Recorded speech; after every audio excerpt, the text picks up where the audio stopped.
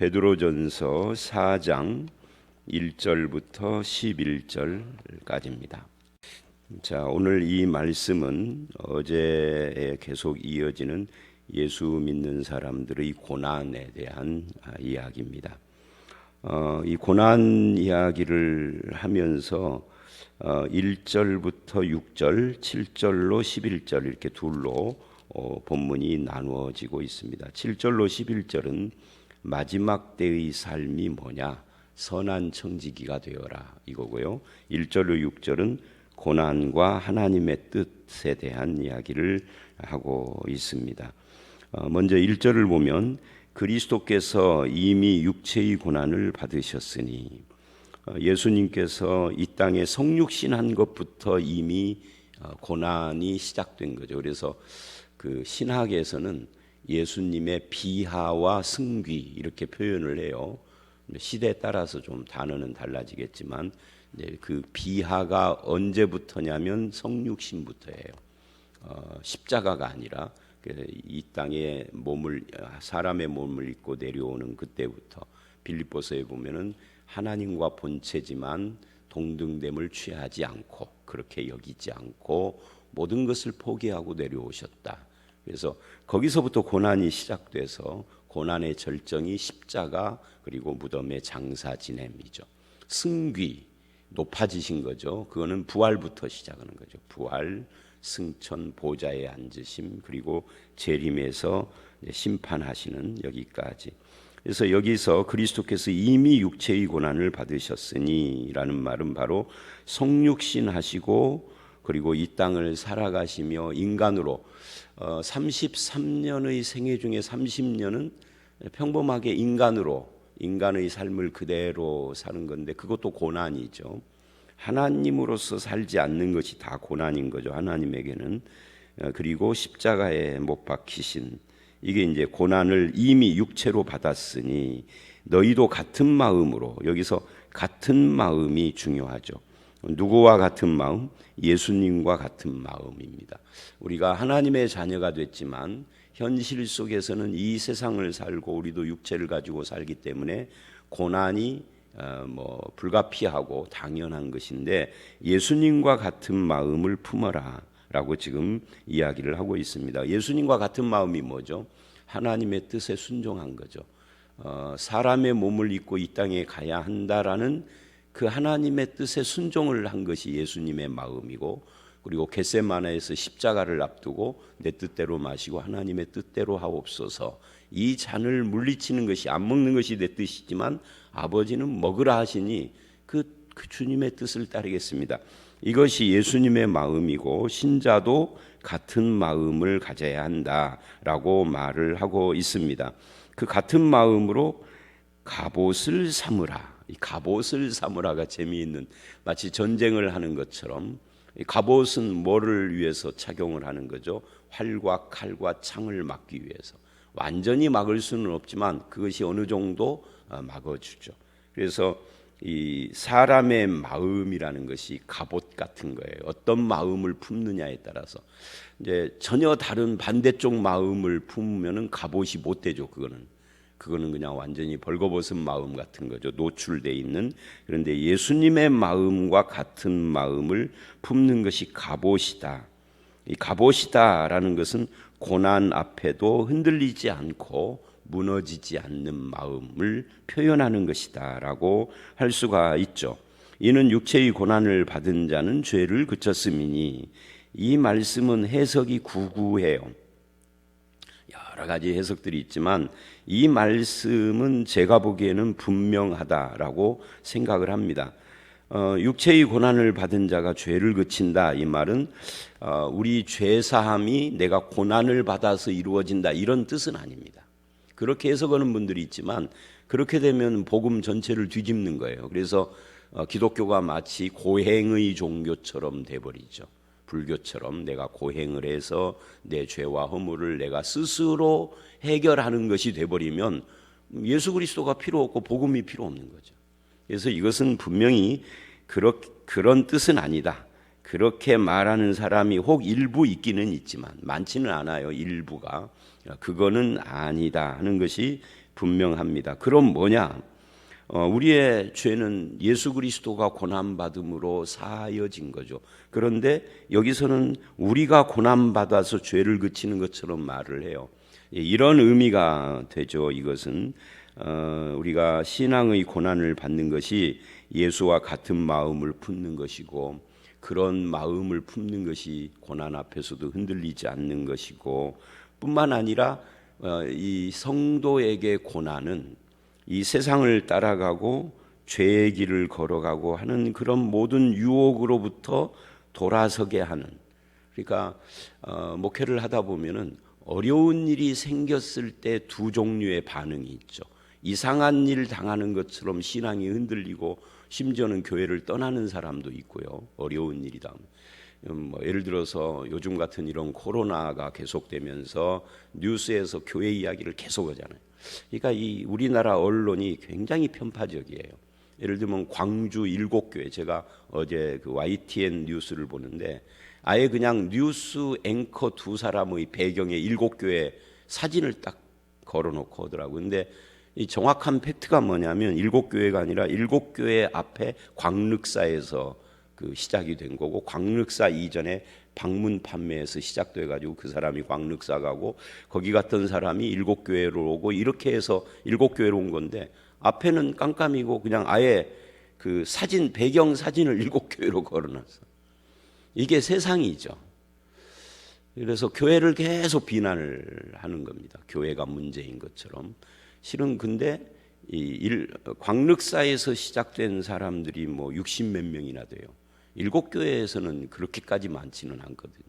근데 그런 문제들, 이것들을 이제 우리가 세상이 교회를 어떻게 생각하는가? 그게 요즘 우리나라에서 요즘 문제가 아니라 이미 기독교는 2000년 동안, 예수님 이후 2000년 동안 한 번도 세상에서 환영을 받은 적이 없어요. 이 교회가 세상을 지배하는 권력을 가졌던 때가 있죠. 그게 중세 시대. 근데 그건 타락한 교회였어요. 그래서 이제 그런 고난이 우리에게 있는데, 교회가 세상을 믿음으로 살 때 고난을 받는데, 그런 세상이 막 고난을 주고 이번 같은 이런 코로나 사태가 오고 교회를 비난하고 그러면 기독교인들 중에서도 흔들려서 교회를 떠나는 사람들이 있어요. 근데 반대로 이런 어려운 시절에 오히려 신앙이 귀한 줄을 알고 더욱 신앙생활에 열심을 내고, 또 질병에 걸려도 마찬가지예요.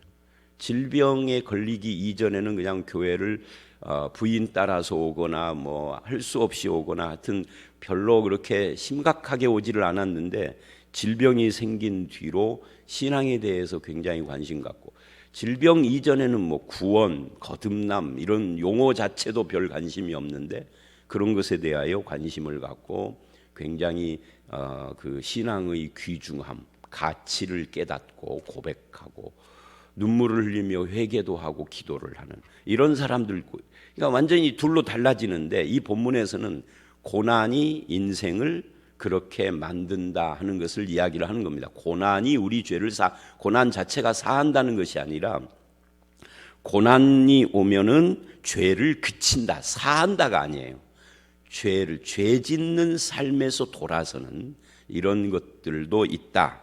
그러니까 고난으로 갑옷을 삼아라. 왜 그러느냐? 고난에 유익이 있다는 이야기를 지금 하고 있는 겁니다. 그래서 이는 그래요. 이 유익을 이야기하는 거죠. 그 후로는 다시 사람의 정욕을 따르지 않고 하는 말이 1절을 설명해 주는 거죠.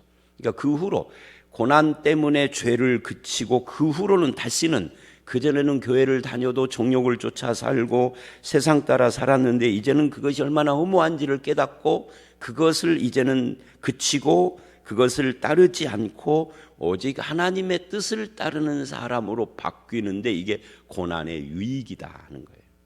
이 고난이 주는 유익이 커요. 축복이 주는 유익, 뭐 이 축복이라는 것이 성경이 말하는 축복이 아닌 세상적 축복을 기독교화시킨 그런 것을 저는 의미하는데, 그거는 이런 것이 없어요. 하나님이 축복을 너무 많이 주어서 이제 육체의 정욕을 따르지 않고 이런 것은 별로 없는 겁니다. 고난 때문에 그런 이제 삶이 바뀌는 이런 것들을 지금 말을 합니다. 하나님의 뜻을 따라 하나님의 뜻이 무엇인가에 관심이 생기고 육체의 남은 때를 살게 하려 함이라. 그러니까 남은 인생을 하나님의 뜻을 따라 살고자 하는 마음이 고난 때문에 생긴다라고 지금 이야기하고 있는 겁니다.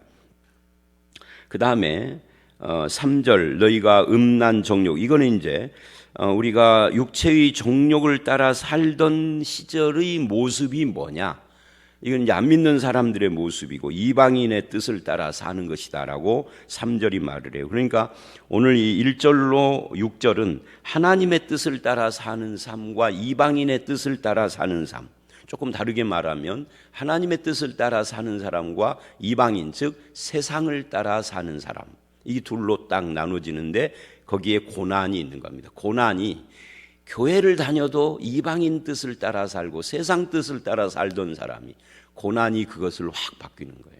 또 교회를 안 다녔던 사람도 마찬가지입니다. 기독교인들 통계조사를 한 것이 몇 년 전에 있었어요. 뭐 몇 년 전이 아니라 이 기독교 계통에서 연구하시는 분들이 가끔씩 이렇게 그런 통계조사를 하고 발표를 하죠. 그러니까 어떻게 당신은 처음 기독교를 접하게 되고 믿기 시작을 했는가를 조사한 거예요. 뭐 모태신앙으로 태어난 사람, 어렸을 때부터 다닌 사람, 이런 사람들을 빼놓으면 거의 대부분 70% 이상이 고난 중에 예수를 믿은 거예요. 아무 연고 없이 예수를 믿은 경우는 별로 없어요. 이렇게 친구 따라온다든지 뭐 한다 해도, 그렇게 해서 교회를 온다 해도 언제 신앙이 제대로 들어갔느냐 하면 삶에 문제가 생기거나 어려움이, 물론 고난이라는 것이 뭐 꼭 죽을 병에 걸리고 뭐 이런 것만 말하는 건 아닙니다만은, 이번 주에도 등록 오신 분 한 분이 소개하시는 분이 이제 우리 교회에서 모시고 온 장로님, 권사님이 이런 말을 하더라고요.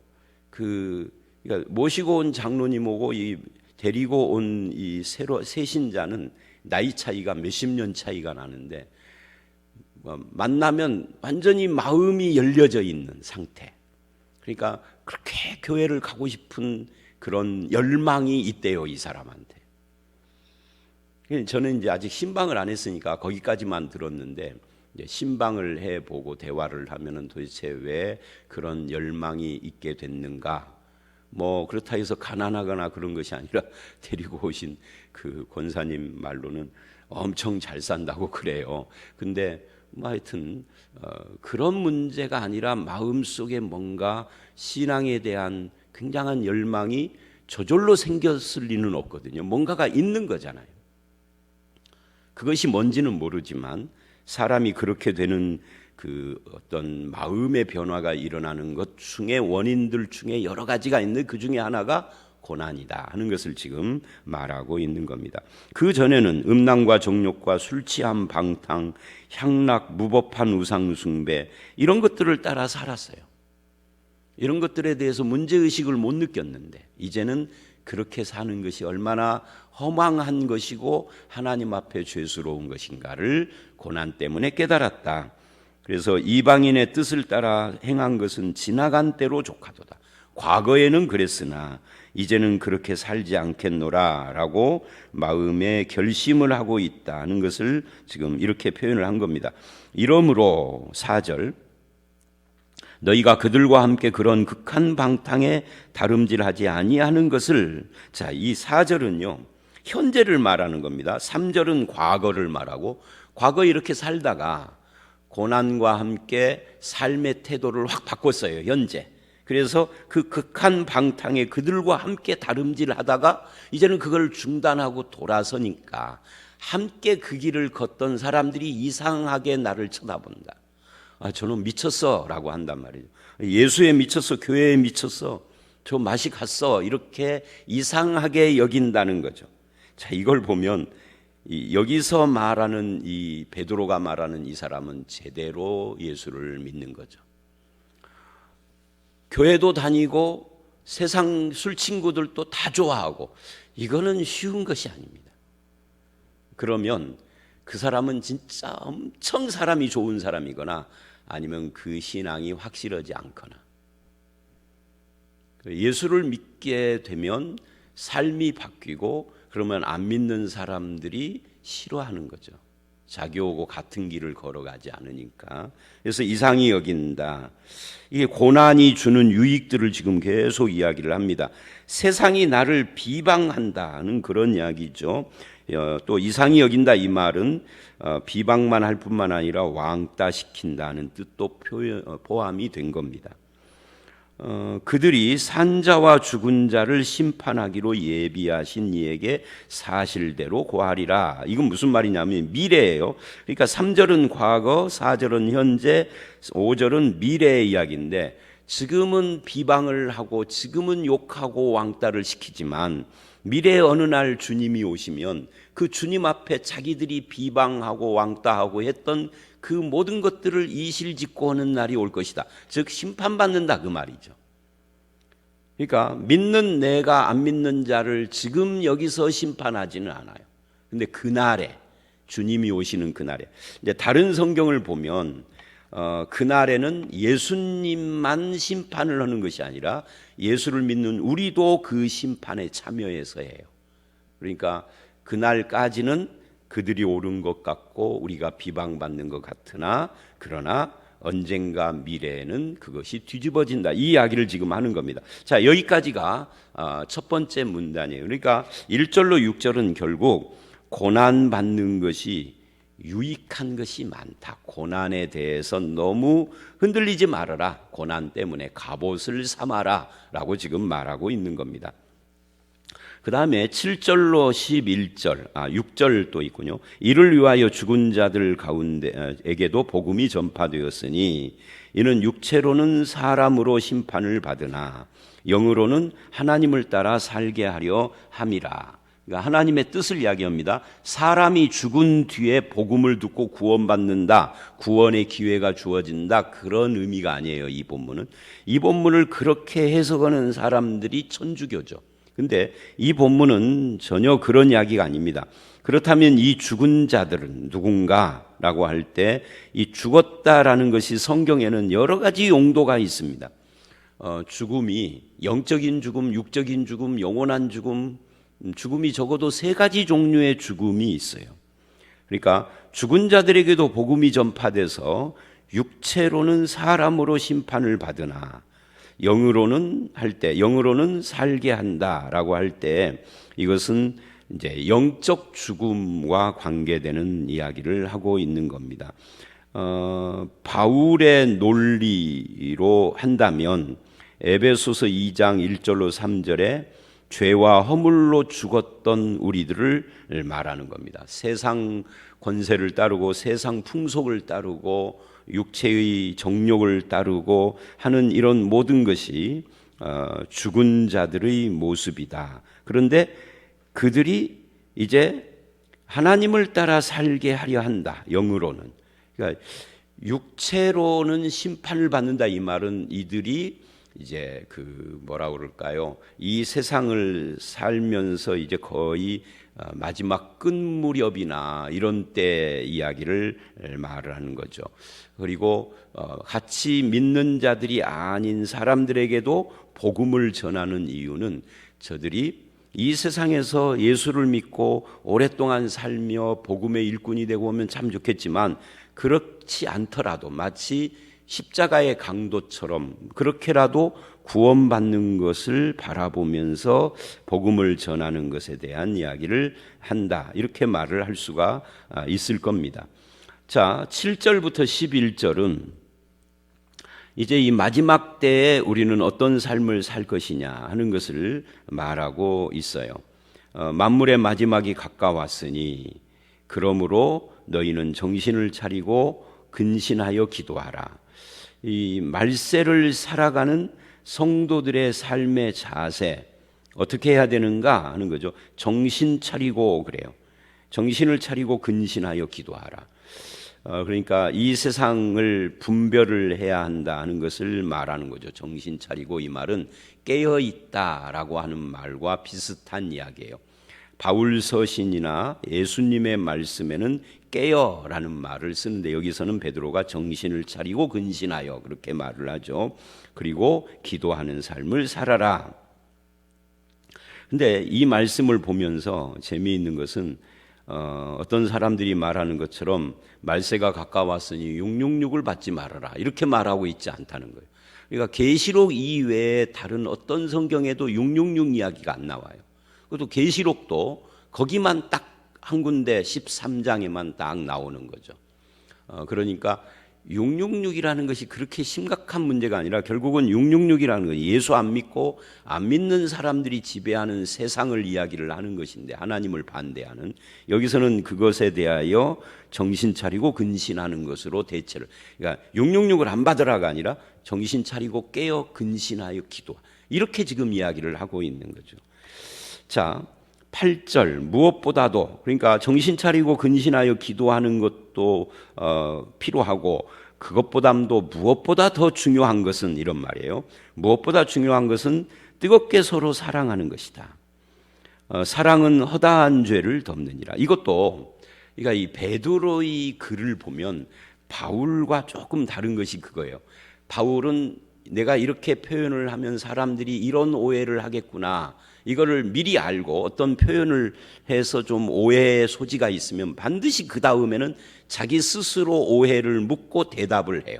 그러니까 굉장히 논리적이죠. 근데 베드로는 그런 것이 없어요. 그냥 가요. 자기 속에 있는 말대로 그냥 가요. 아까도 고난받는 자가 죄를 그쳤다는 것도 굉장히 오해할 수 있는 부분인데 설명 없이 가는 겁니다.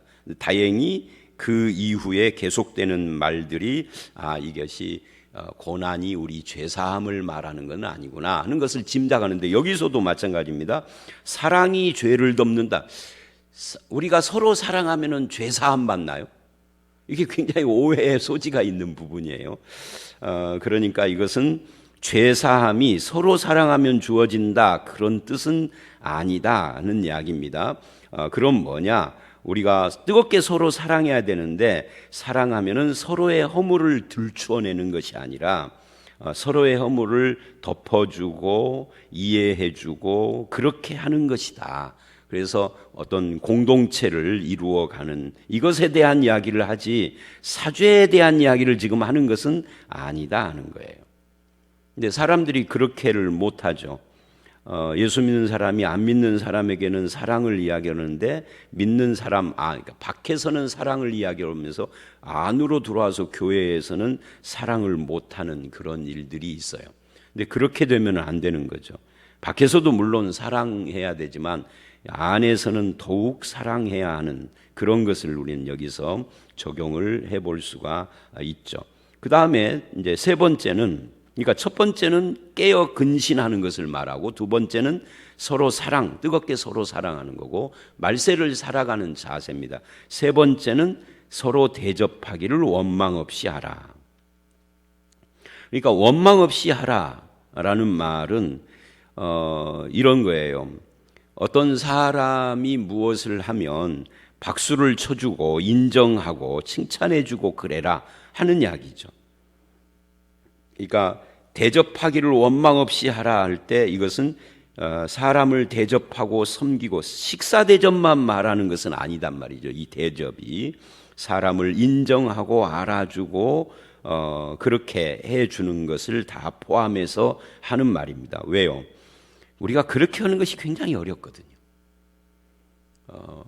이 원망 없이 하는 것이 원망 있게 하는 것과 어떤 차이가 있어요? 원망 있게 한다는 것은 서로 인정하지 않고 험담하고 삐죽거리고 끌어내리고 하는 것이죠.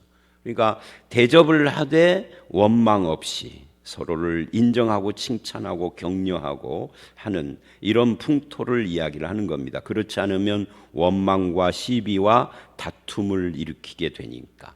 그러면 네 번째, 나 스스로는 어떻게 할 것인가? 다른 사람에게는 대접하되 원망 없이 하되 나는 은사를 받은 대로 각각 사람마다 다 자기 은사가 다른데 하나님의 여러 가지 은혜를 맡은 선한 청지기 같이 서로 봉사해야 된다.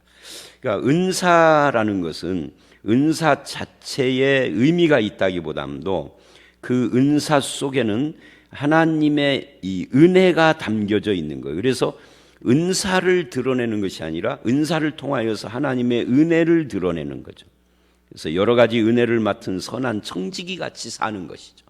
그런데 은사 자체만을 드러내고 은혜는 드러내지 못하는 사람이 된다면 그는 은사를 바르게 사용하는 사람이 아니다 하는 것을 말하고 있는 겁니다.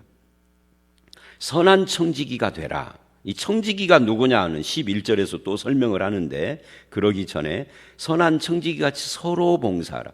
자, 여기까지 읽고 보면은 서로라는 말이 여러 번 나온 것을 우리가 발견할 수 있어요. 8절에서도 서로 뜨겁게 사랑하라 서로가 나오고요.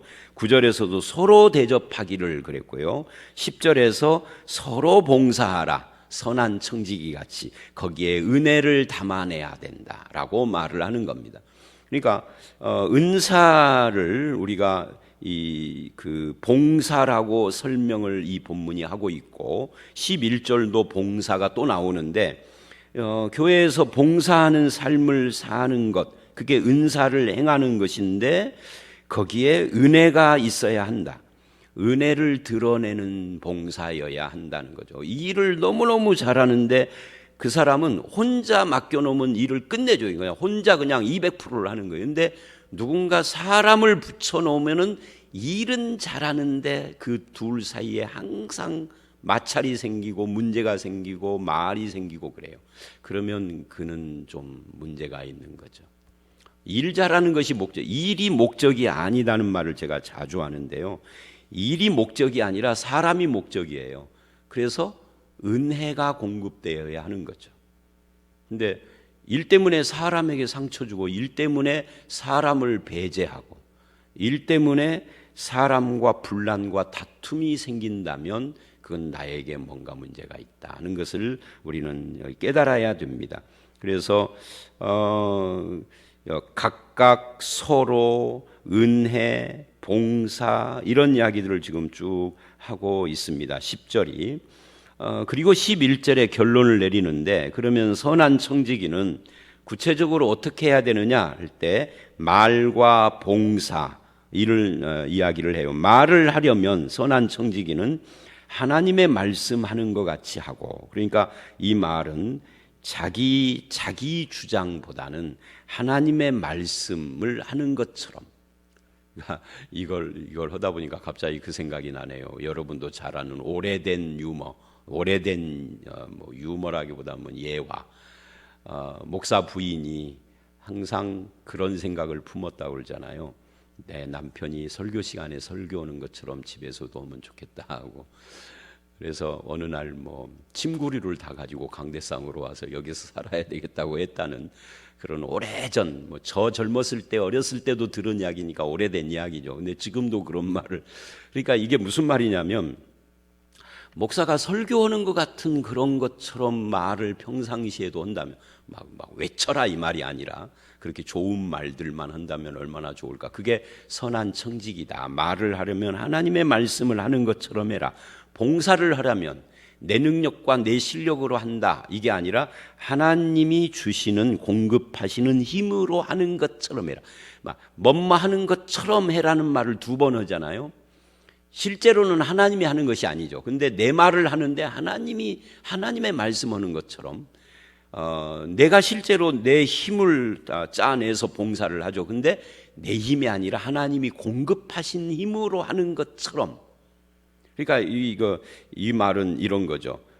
봉사하고 섬기고 한 뒤에 지가 지 힘으로 한 것처럼 자랑하고 교만 떨고 하지 않는 것이 여기에 담겨져 있는 거죠. 왜? 하나님이 주시는 힘으로 했으니까. 이 원칙은 청지기의 삶 전체에 다 해당이 되는 겁니다. 오늘 이제 제자반 성경 공부가 저녁에 있어요. 오전에도 물론 있고요. 근데 제자반 청지기의 주제가 오늘 청지기입니다. 거기에 이 말씀 나올 거예요. 청지기는 어떤 사람이냐 하는 거죠. 하나님이 주시는 것으로 하는 거예요. 그러니까 물질도 내가 나에게 있는 물질을 가지고 누구를 섬겼다, 대접을 하고, 또는 구제도 하고 하여튼 뭐 선한 데 썼어요. 그런데 따지고 보면 그 물질이 하나님이 주신 거죠. 내 힘으로 벌었다, 그건 안 믿는 사람이고, 하나님이 주셨다, 이게 믿는 사람이에요. 내가 열심히 일을 했지만 하나님이 주신 힘으로, 하나님이 주신 기회로, 하나님이 주신 은혜로 살았기 때문에, 그래서 11조도 하고 그러는 거잖아요. 그런 이야기를 지금 하는 겁니다. 근데 왜 그런 태도를 가져야 되느냐 하면은, 이는 그래요. 그런 태도를 가져야 될 이유는 범사의 예수 그리스도로 말미암아 하나님이 영광을 받으시게, 줄이면 이런 겁니다. 우리의 모든 범사, 모든 일에 하나님 영광을 드러내는 것이 이런 자세다. 이런 자세를 가져야 영광, 우리는 하나님께 영광 돌린다라고 입술로는 그러는데 삶의 자세는 이렇지 않다. 그러면은 그건 영광 돌리는 것이 아니죠. 그에게 영광과 권능이 세세무궁토록 있느니라. 아멘. 뭐 이건 설명을 안 해도 되겠죠. 자, 여기까지. 그러니까 앞에는 고난에 대해서 그것이 하나님의 뜻이다, 고난에 여러 유익들이 있다, 고난을 이상하게 생각하지 말라 그랬고요. 7절로 11절에서는 우리가 마지막 때를 어떻게 살 것인가 라고 할 때 정신 차리고 깨어 근신하는 거, 서로 사랑하는 거, 서로 대접하는 거, 서로 봉사하는 거. 근데 청지기처럼 해라. 청지기는 말도 하나님 말씀하는 것처럼, 봉사도 하나님이 주신 능력으로 하는 것처럼 하는 거다라고 말을 하고, 이 봉사를 통하여서 나의 재능과 은사를 나타내는 것이 아니라 하나님의 은혜를 드러내고 공급하는 것이다라는 그런 자세로 해야 한다라고 정리를 할 수가 있습니다. 저와 여러분의 삶이 말세, 고난 앞에서도 더 단단해지고, 고난이 많은 말세에 선한 청지기로서의 삶을 살아서 하나님께 영광 돌리는 저와 여러분이 되시기를 주의 이름으로 축원합니다. 함께 기도합니다. 하나님, 우리가 이 말세를 살아갈 때 고난의 현실을 부딪힙니다. 개인적인 고난도 있고 세상적이고 사회적인 고난도 있는데, 어떤 고난이 됐든 고난이 주는 유익이 있고 거기에 하나님의 뜻이 있음을 알았습니다.